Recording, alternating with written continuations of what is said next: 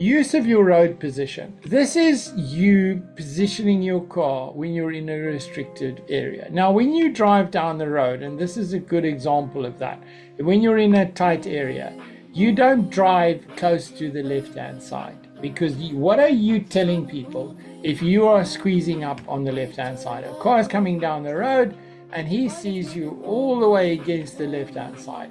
What are you telling the oncoming car when you're doing that? Come on, guys, tell me, what are you telling the oncoming car when you are, let's say there's a situation where you've got cars parked on either side of the road. So here we are, we got a road. I want you to tell me what the other guy is going to think. And we've got a bunch of parked up cars. I'm not going to draw them all. I'm just going to put a bank of cars here. All right, this is a whole lot of parked up cars. You can imagine those are parked cars, and you've got a bunch of parked cars on this side of the road as well. But effectively what you've got is you can only have one car at a time go down this road. Now, if you are the car coming down this road and you are here on the left hand side, you're squeezing up against the car here, and there's a guy coming down the road here, right, and he's looking at you and he sees you squeezed up against the side of the road. What are you telling him? What are you telling that guy when you do that? This is body language, guys. This is really, really important. Please, please, please, you got to get this, because if you get this, it will make a difference on how you do these things.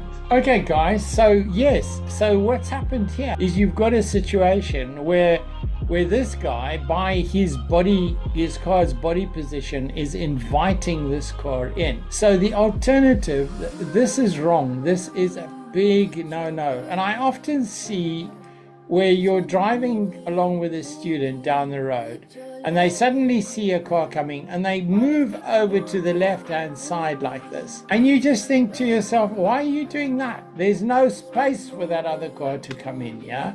Now you've moved over and you're telling him to come in. So what you do is, the right thing to do is, with this oncoming car, there's only one thing you do which works, and that is you go down the center of the road. You make it abundantly clear to this oncoming car that you are not flinching and this is your space, and you do not move over to the left hand side. So don't flinch.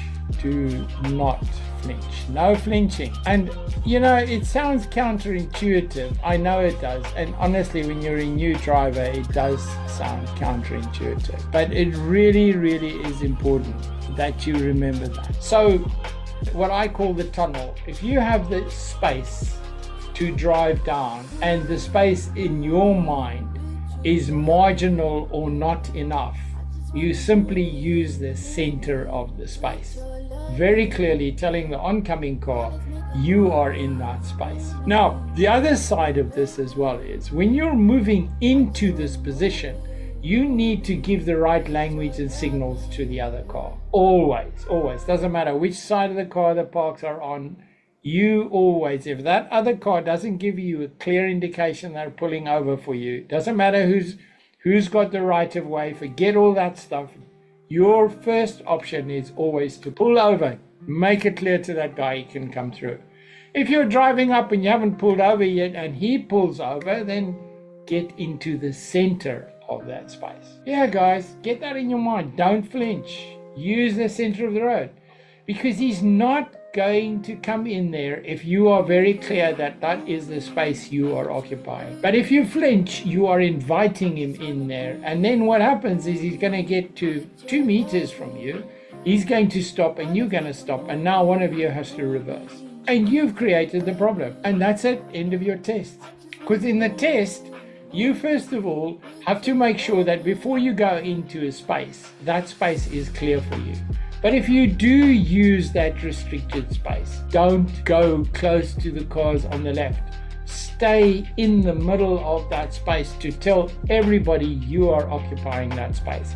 Tell the other person you are using your car's body language to give it to that other person that it's clear. Really, really important.